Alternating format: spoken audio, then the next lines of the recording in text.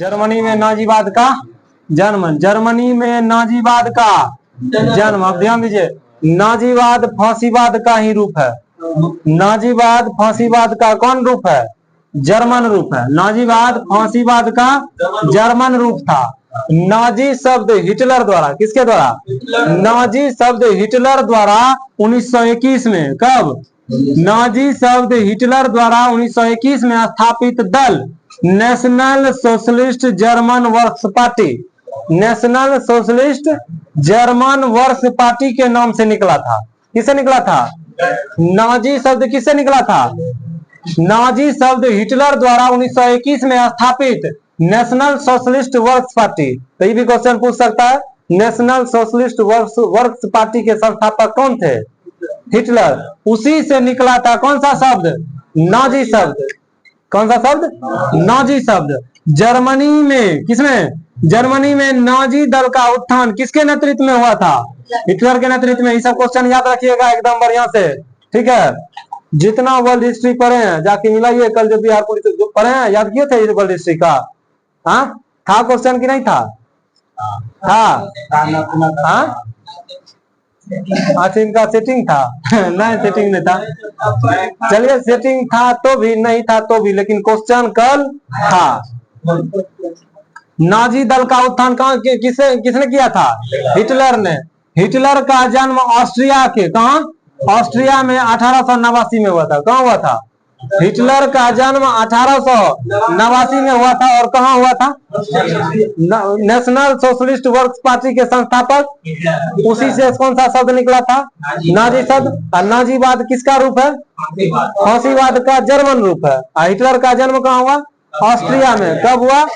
1889 में। 1889 में भारतीय राष्ट्रीय कांग्रेस की स्थापना के 4 साल के बाद, 4 साल के बाद गरीबी के कारण यह उच्च शिक्षा प्राप्त नहीं कर पाया था। कौन? ऑस्ट्रिया का। किसका? ऑस्ट्रिया का। देखिए इधर क्या बताए थे, गरीबी के कारण। किसके कारण?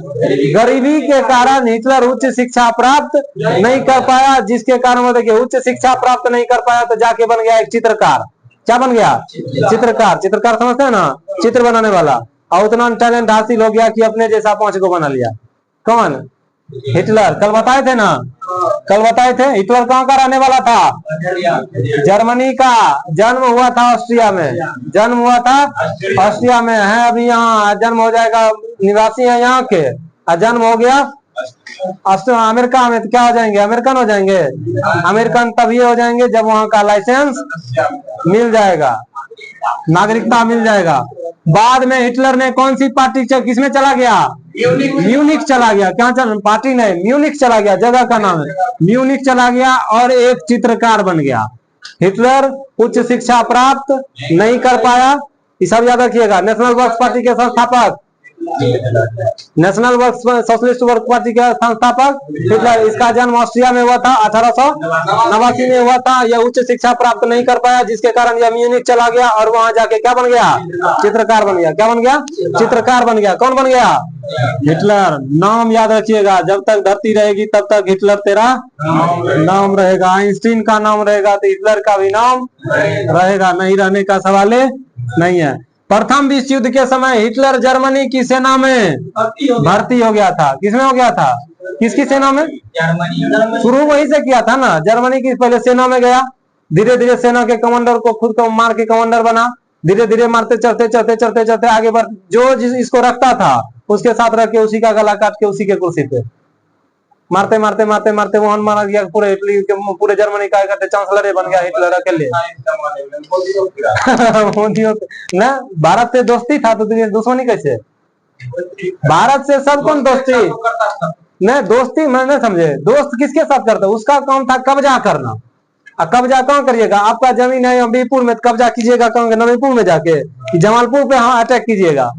जमालपुर के बाद मरवा, मरवा के बाद कोरचक्का, जयमपुर, भंवरपुर, तब न नारायणपुर, कि यहाँ से सीधे वहां। ऐसा होगा? नहीं होगा। तो वो बगल में कब्जा करना चाहता था। पोलैंड पर आक्रमण, रूस को बुलाया कि उसको भी बुला के पूरे रूस को कब्जा कर लेंगे।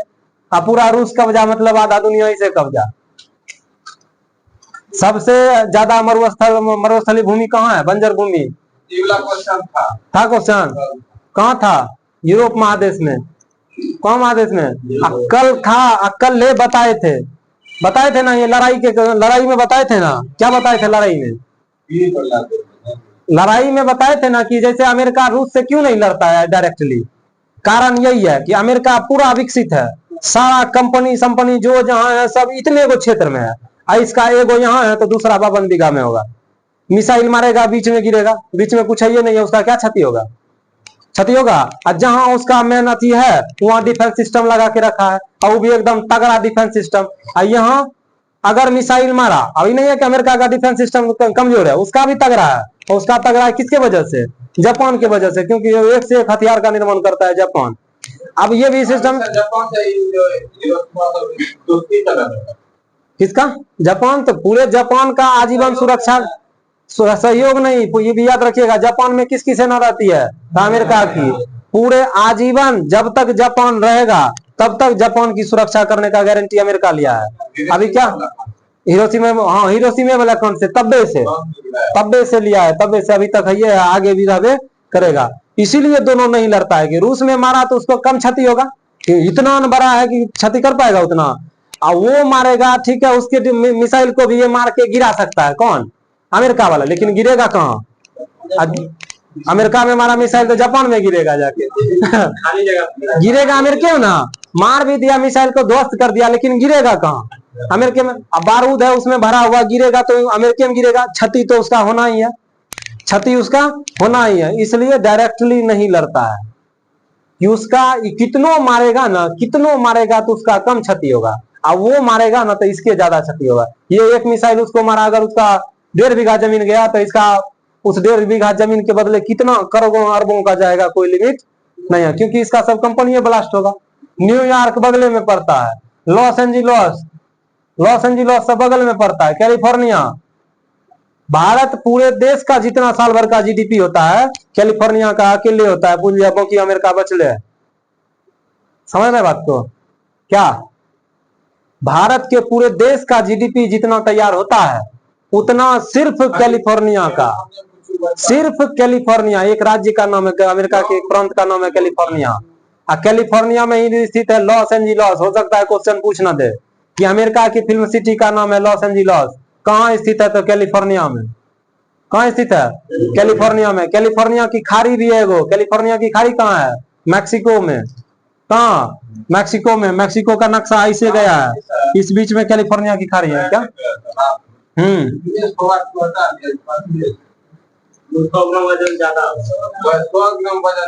हो सकता है, सबका अलग अलग रूल होता है। चलिए ये याद रहा ना, म्यूनिक ऑस्ट्रिया का क्या बोले, हिटलर के बारे में था। हिटलर का जन्म 1889 में। उच्च शिक्षा ग्रहण नहीं कर पाने के कारण यह कहाँ चला गया? म्यूनिक चला, मुश्किल में चला गया, म्यूनिक चला गया। म्यूनिक जाके यह क्या बन गया? चित्रकार बन गया। क्या बन गया? और वह प्रथम विश्व युद्ध में जर्मनी की सेना में भर्ती हो गया। प्रथम विश्व युद्ध में जर्मनी की सेना में भर्ती हो गया। युद्ध के दौरान असाधारण वीरता के कारण उसे आयरन क्रॉस मिला। इसको एकदम बात याद रखिएगा, क्या मिला था? आयरन क्रॉस मिला था। किसको? हिटलर को मिला था। आयरन क्रॉस की उपाधि किसे मिली थी? तो हिटलर को मिली थी। किसको? Iron lady Indira Gandhi. Iron lady Indira Gandhi. Lady with the lamp Florence Nightingale. Lady with the lamp लालटेन, लालू लालटेन। लेडी विथ द लैंप, यह किसको? फ्लोरेंस नाइटिंगेल को। कब यह उपाधि मिली थी? तो क्रीमिया के युद्ध के समय। किसके युद्ध के समय? दुनिया की पहली nurse Florence Nightingale. Florence Nightingale नाम कैसे पड़ा? नहीं, वह उसका नाम था सिर्फ नाइटिंगेल। क्या नाम था? नाइटिंगेल। फ्लोरेंस नाम पड़ा कि फ्लोरेंसे की थी रहने वाली, जगह का नाम है फ्लोरेंस, जगह का नाम है फ्लोरेंस, इसलिए नाम रहा उसका फ्लोरेंस नाइटिंगेल। और लालटेन लेकर लग रखती थी हरदम। बताए थे क्रीमिया युद्ध में जितना भी सैनिक घायल होता था सबका उपचार कौन करते थे? तो सबसे पहले हॉस्पिटल में जो जाते हैं नर्स को कहते हैं सिस्टर, नहीं जानते हुए भी कहते हैं सिस्टर। तो सिस्टर शब्द का पहला प्रयोग यही हुआ था इसी किसी क्रीमिया युद्ध के समय में। किसके समय में? तो कुल मिला के बात ये है, यही है। सोते हैं, नींद लग रहा है, आप भी डुबाइएगा जहाज को। जो प्रथम विश्व युद्ध में जो सेना भर्ती हुआ, हाँ हाँ पहले चित्रकार था, क्या था? चित्रकार था। चित्र बनाने का काम किसका होता है? चित्रकार का होता है। अब देखिए उधर, और उस चित्रकार के दरमियान ही अब नहीं मन लगा होगा। कैसे अभी बिहार पुलिस में जाइए, मन नहीं लगेगा, कहिएगा हम कमांडर बनेंगे। 2038 गया था किसमें? सेना में। सेना में एज ए आर्टिस्ट का क्या काम है? सेना में एज ए आर्टिस्ट का कोई काम नहीं है। वहाँ एज ए फास्टिस्ट, एज ए फास्टिस्ट जो फाड़ने का कारण काम जानते हैं वही जाइए कहाँ? सेना में। तो आयरन क्रॉस की उपाधि किसे मिला था? आयरन क्रॉस की उपाधि मिला था हिटलर को, याद रखिएगा। युद्धोपरांत वर्साय की संधि जो हुई थी, वर्साय की संधि हुई थी ना, इधर देखिए, इधर वर्साय की संधि हुई थी। उस वर्साय की संधि से काफी नाखुश था कौन? हिटलर। वर्साय की संधि से कौन नाखुश था? हिटलर। उसने जर्मन वर्क्स पार्टी की सदस्यता ग्रहण कर ली। किसकी सदस्यता? वर्साय की संधि के बाद। वर्साय की संधि के बाद, वर्साय की संधि से सहमत नहीं था। कौन नहीं था? हिटलर। उसके बाद उसने किसकी पार्टी ग्रहण कर ली? जर्मन वर्क्स पार्टी की सदस्यता ग्रहण कर ली। किसने? हिटलर ने। और यह इसने किस पार्टी का निर्माण किया था? National socialist German works party की। किसकी?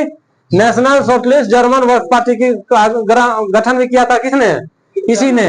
और वर्साय की संधि से नाखुश होने के बाद वह जर्मन वर्क्स पार्टी की सदस्यता क्या किया? ग्रहण कर लिया। बाद में, कब? बाद में जर्मन वर्क्स पार्टी का नाम बदलकर national socialist German works party, मतलब राष्ट्रीय समाज, यह क्या था? राष्ट्रीय समाजवादी पार्टी थी। क्या थी? राष्ट्रीय समाजवादी पार्टी। नाम याद रहेगा। पहले नेशनल वर्क्स पार्टी का नाम क्या था? National socialist German works party का पूरा पहला नाम German works party. National socialist बाद में लगाया। नेशनल माने राष्ट्रीय, सोशलिस्ट माने सामाजिक। नेशनल माने राष्ट्रीय, सोशलिस्ट माने जैसे सोशल साइंस पढ़ते थे, सोशल साइंस का हिंदी क्या था? सामाजिक विज्ञान। तो सोशलिस्ट माने सामाजिक, याद रहेगा। National socialist German works party की मतलब कौन? राष्ट्रीय, ये क्या थी? राष्ट्रीय समाजवादी पार्टी थी। राष्ट्रीय समाजवादी पार्टी थी। और इसका गठन किसने किया था? इसका गठन किया था हिटलर ने। समाजवादी से यह पार्टी नाजी पार्टी के नाम से प्रसिद्ध है। यह पार्टी किस पार्टी के नाम से? नाजी पार्टी के नाम से प्रसिद्ध है। यह पार्टी कौन सी पार्टी? कौन सी party? National socialist German works party.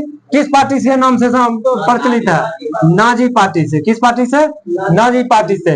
Hitler ने एक राष्ट्र एक नेता का नारा दिया था। देखिए इधर, हिटलर ने एक राष्ट्र एक नेता का नारा दिया था। यही नारा भारत में भी चला था, जिसके वजह से नरेंद्र मोदी को हिटलर का तुलना करने लगा था सब लोग।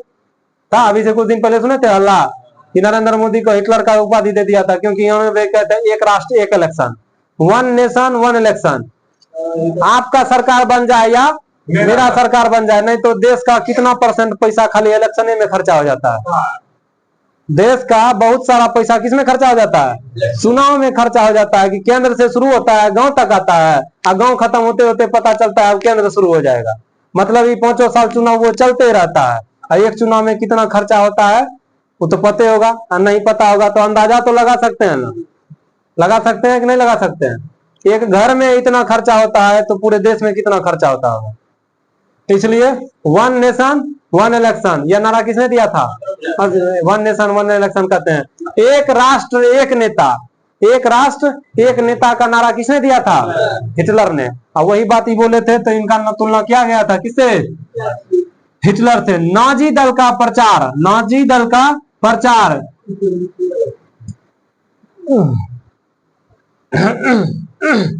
नाजी दल का प्रचार क्या लिखे हैं? कार्य गोयबल्स, कार्य गोयबल्स, कार्य गोयबल्स संभालता था। नाम याद रखिएगा इसका। नाजी दल का प्रचार कार्य कौन संभालता था? कार्य गोयबल्स। नाम याद रखिएगा। बनाया था किसने? हिटलर ने। और इस कार्य को संभालता था कौन? गोयबल्स। कौन संभालता था? नाजी दल का प्रचार प्रसार का कार्यभार किसके पास था? गोयबल्स के पास।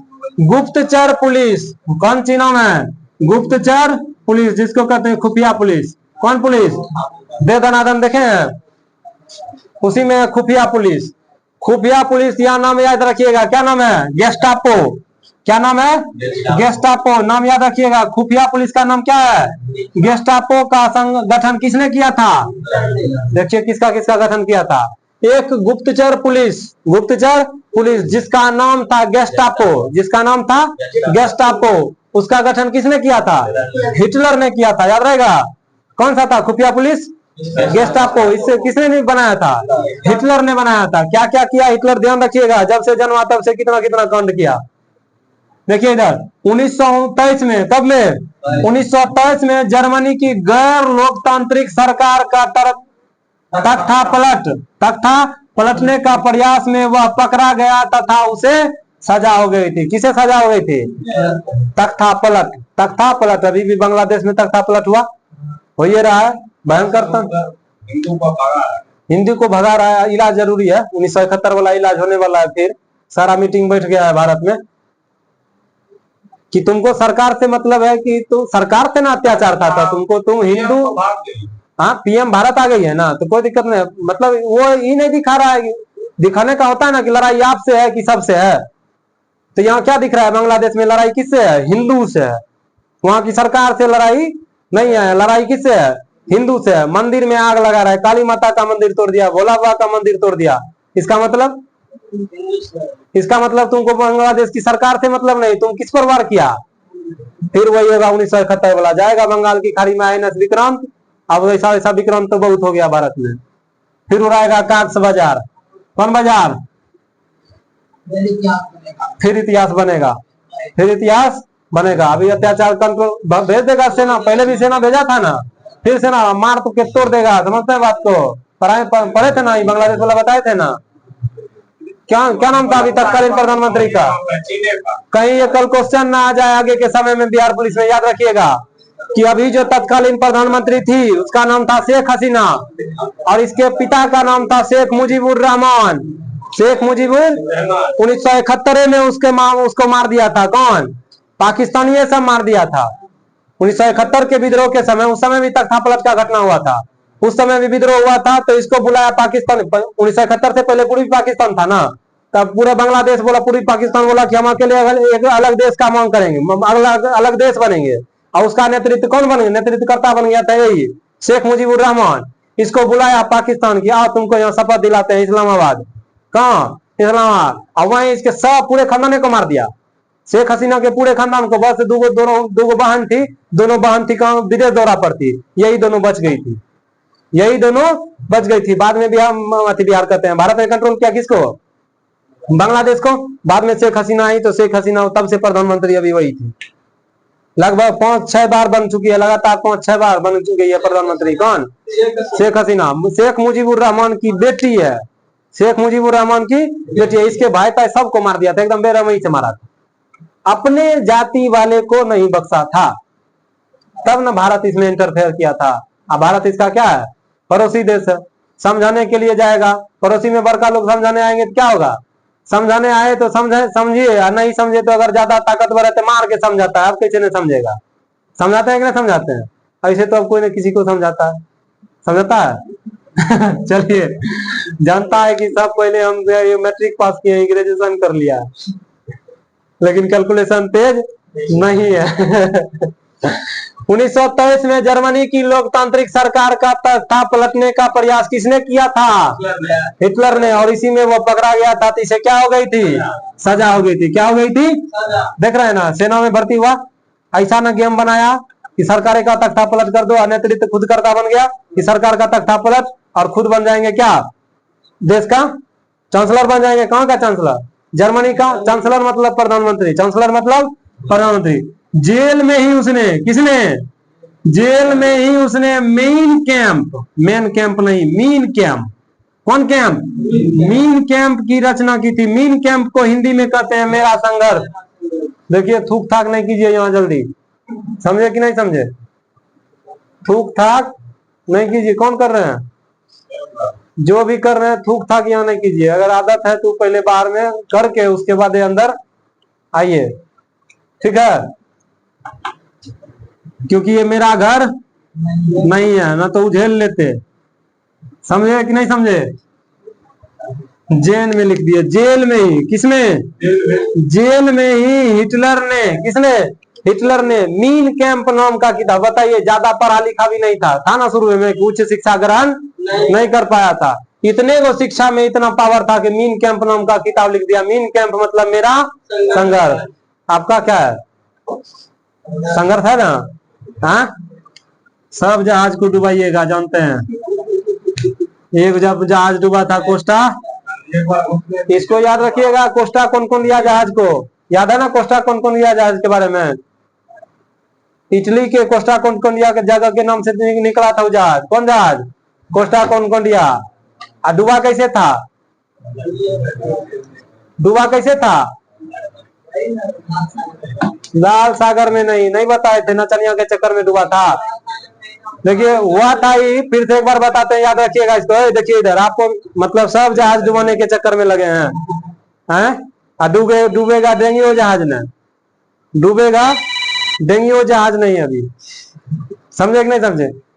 समंदर में कोरल रीफ होता है, समझते हैं कोरल रीफ किसको कहते हैं, कोरल। ऐसा ना दिखने में लगता है घर में सजावट में लगाइए तो ऐसा, उतना दिखने में मस्त लगता है कोरल रीफ, और होता है एकदम ठोस, होता है एकदम ठोस, पत्थर के समान, पत्थर के समान। उसका प्रमुख भोजन है मछली सब, मछली सब वहां आती है आराम करने के लिए, मछली सब आती है और उसी को पकड़ के दबोच के क्या करता है, मतलब जो सरी गली मछली आती है उसी को खा के कोरल रीफ जिंदा रहता है। इतना मतलब कलरफुल रहता है, लाल पीला हरा सब रहता है उसमें। तो इसको तो बढ़िया लगता है, किसको, लड़की लोग को नहीं लगता है लाल पीला हरा भरा। अब बता दिया था उसको भी, नचनिया को भी पता था कि इसमें कोरल रीफ है, और डांस दिखाई, फंस गया उस चक्कर में। कौन, जहाज का जो कौन था, क्या कहते हैं, कैप्टन, जो पायलट जो जहाज को चलाता है, वो इसके चक्कर में फंस गया।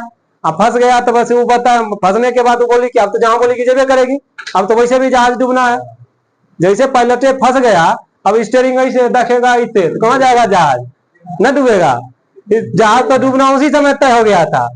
वो बोली कि वो बहुत बड़ा जहाज था, बहुत बड़ा जहाज था कोस्टा कॉन्कॉर्डिया, और उसको मैंने बताया गया था कि बड़े जहाज को कोरल रीफ की तरफ नहीं ले जाना है, चाहे कुछ हो जाए, सुनामी आ जाए, कुछ आ जाए, भूकंप आ जाए, आंधी तूफान उठ जाए, जहाज में लंगर डाल देना है जहां है वही, लेकिन कोरल रीफ के तरफ नहीं ले। दिखने में बढ़िया है लेकिन है वो एकदम ठोस।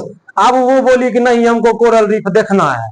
कौन, हाँ हसीना ने, नचनिया, वो बोली कोरल रीफ हमको देखना है, दिखने में बढ़िया लगता था, बस वो जहाजवा को लेके चल गया, बस पेन दिलर गया, पेन दिलरा तो जहाज फट गया तो सब चुपचुपा के डूब गया। तो डूब तो पहले गया था, क्या समझे कि नहीं। तो जहाज का नाम क्या था, कोस्टा कॉन्कॉर्डिया, कोस्टा कॉन्कॉर्डिया, याद रखिएगा।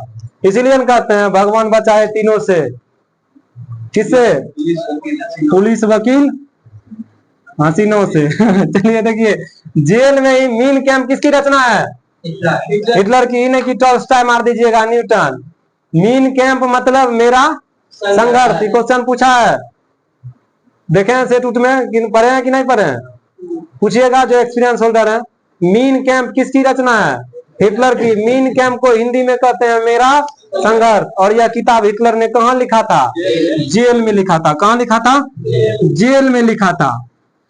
यह हिटलर की क्या थी, कुछ भी क्वेश्चन पूछ सकता है। हिटलर की आत्मकथा कौन सी पुस्तक थी, तो आप चारों ऑप्शन में याद रखिएगा, मीन कैंप या हिंदी में मेरा संघर्ष, मेरा संघर्ष। हिटली कहते हैं, हिटलर क्या नाम है इसका, हिटलर वर्साय की संधि का विरोधी था। क्या था, वर्साय की संधि से बताए थे पहले भी ना खुश था। कौन था ना खुश, हिटलर। तार छूट जाता है ऐसे में तो गड़बड़ा जाएगा। देखिए अखिलेश ऊपर, हिटलर वर्साय की संधि से क्या था, ना खुश था। अतः जर्मन देशभक्त एक पूर्व सैनिक अफसर नाजी पार्टी को समर्थन देने लगे। यह क्या थे, तो बताए थे, एक तो जर्मनी के सेना में थे, और जो सेना में है कोई देशभक्त हो या नहीं हो, अभी हम लोग देशभक्त हैं या नहीं है इसकी कोई गारंटी नहीं है, लेकिन जो AK-47 लेके बॉर्डर पर है वो देशभक्त है, चाहे जैसे हो, देश का नेता देशभक्त हो या नहीं हो, लेकिन जो गोली के नोक पे बैठा है कि किस समय एगो आएगा इसको छेद के निकलेगा, वो देशभक्ति में लीन है, वो देशभक्ति में लीन है। कुल मिला के बात यह है यही है, ये कंप्लीट हो गया। अब आएगा इधर, शुरू कर दिए हैं। चलिए देखिए इधर, हिटलर को उसके समर्थक क्या कहते थे? फीहर कहते थे। इस सब क्वेश्चन याद रखिएगा एकदम भैया, एकदम बढ़िया से। दीदी, हिटलर को उसके समर्थक क्या कहते थे? हिटलर के बारे में सब चीज याद रखना है। हो सकता है क्वेश्चन कहीं आ ही ना जाए। कौन सा किताब लिखा था?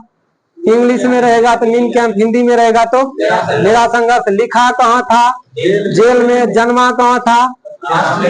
कब जन्मा था? किसकी उपाधि उसको दी गई थी? आयरन क्रॉस मिला था, सम्मान मिला था, आयरन क्रॉस। और हिटलर के उसके समर्थक क्या कहते थे? फ्यूरर। अब ये हो गया उपाधि। हिटलर को जैसे हम, इनका नाम है प्रहलाद, कहते हैं अखिलेश भैया। तो अखिलेश भैया कब से प्रचलित है? जब से लाल टोपी पहन के आते थे। हाँ, लाल टोपी पहन के आते थे तब न बोले थे। इनका नाम ही रह गया अखिलेश भैया। देखिए, हिटलर के अनुयायी बाह पर, कहां पर? बाह पर। बाह किसको कहते हैं? इसी को ना।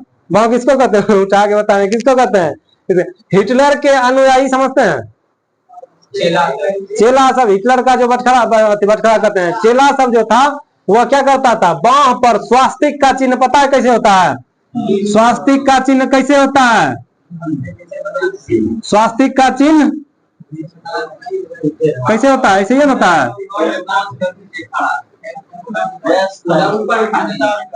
इधर ऐसे होता है, यही होता है स्वास्तिक का चिन्ह। ऐसे एक लकीर ऐसे, इसका ऊपर है, इसका नीचे है, इसका ऐसे कर दिए, ये हो जाता है स्वास्तिक का चिन्ह। हमसे चेहरा गोचा बन गया, लेकिन बनाने वाला एकदम बेजोर बनाता है। इसी को कहते हैं स्वास्तिक का चिन्ह। ये कहां बनाता था? बांह पर। कहां बनाता था?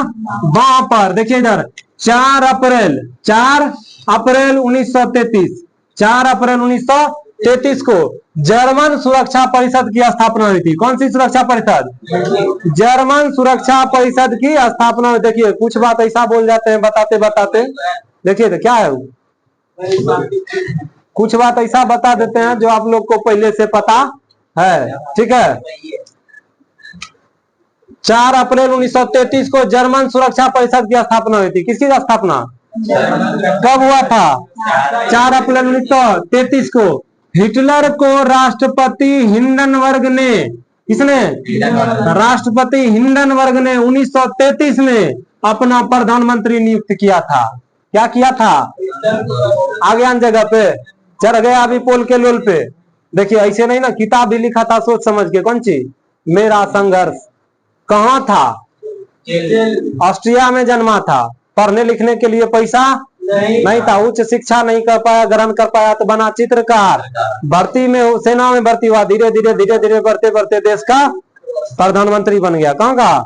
जर्मनी का। किसने बना दिया? राष्ट्रपति हिंडनबर्ग ने। कहा? अब देखिएगा, हिंडनबर्ग एक रेखा का भी नाम है।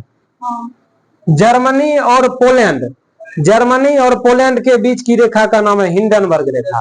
कौन वर्ग रेखा?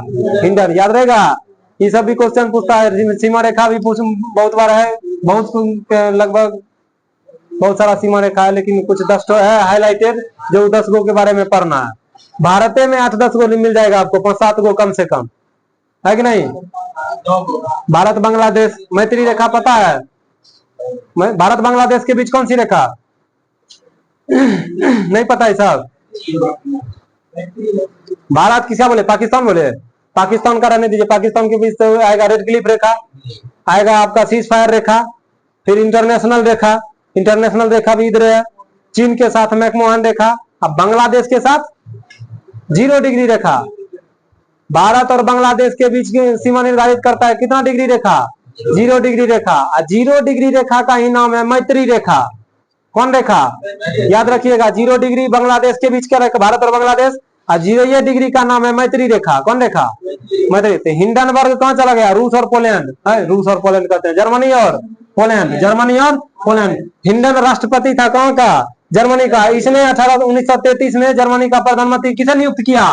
हिटलर को नियुक्त किया। किसे नियुक्त किया? हिटलर को। 1934 में, कब? 1934 में हिटलर जर्मनी का तानाशाह बन गया।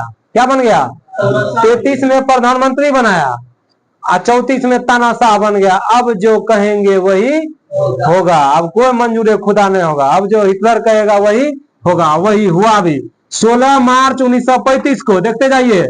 33 में प्रधानमंत्री, 34 में तानाशाह में गिनती आ गया, तानाशाह में गिनती आ गया। अभी पूरे दुनिया में तानाशाह में किसका गिनती है? किम जॉन उन का, किम जॉन उन का।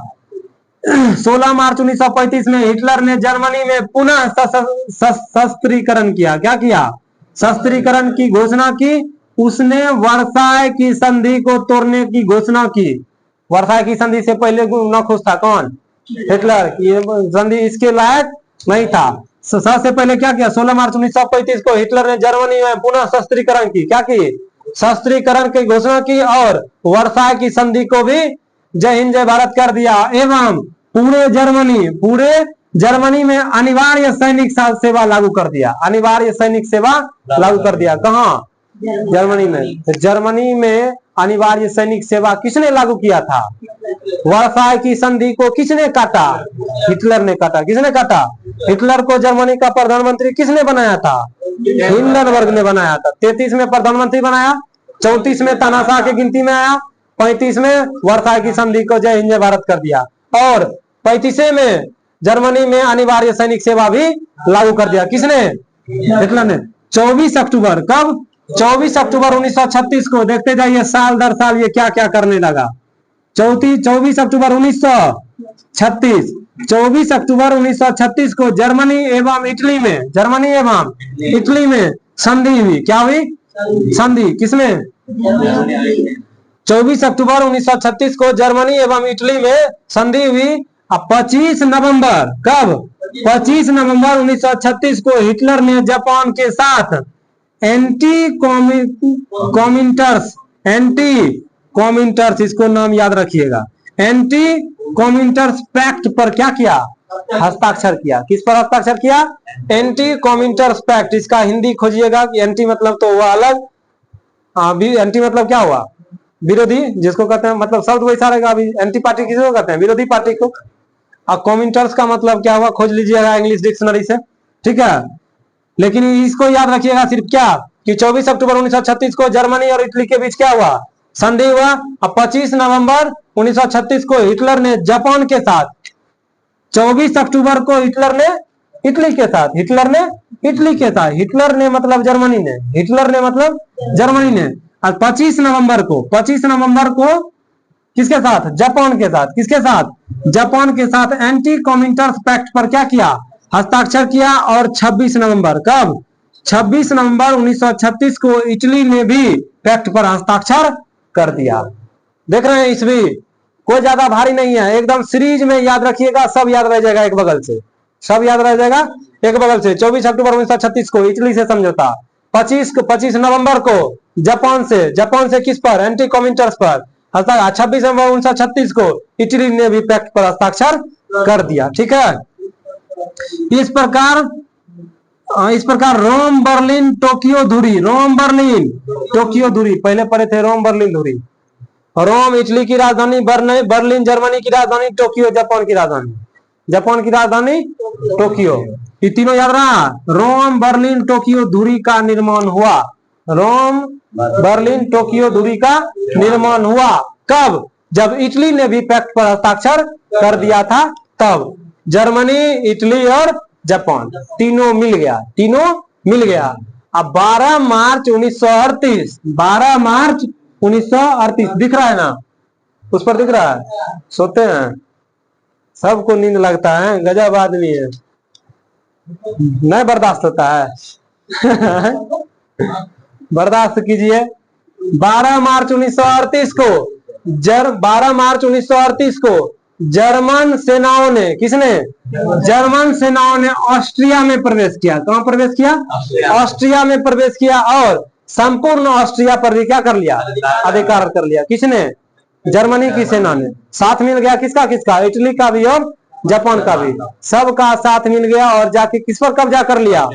ऑस्ट्रिया पर कब्जा कर लिया। यह हिटलर की विस्तारवादी नीति का पहला शिकार बना। कौन?